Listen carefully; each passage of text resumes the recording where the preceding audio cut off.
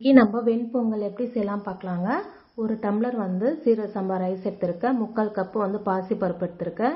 நல்லா வாஷ் பண்ணிட்டு ஒரு 5 டம்ளர் தண்ணி வச்சுக்கிறேன். ஒரு சின்ன துண்டு அளவு இஞ்சி எடுத்து திருவி போட்டுக்கலாம்.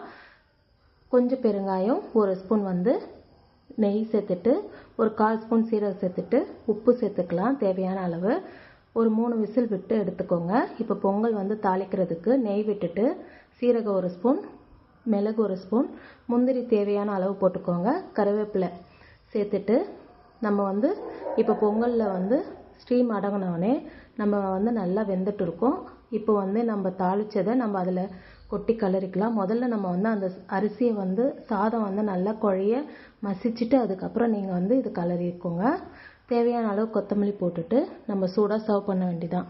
ஏன் நம்ம சீரக சம்பா ரைஸில் செய்கிறோன்னா திகட்டல் எதுவுமே இருக்காது. ரொம்ப சூப்பராக இருக்கும். ட்ரை பண்ணி பாருங்கள். தேங்க்யூ.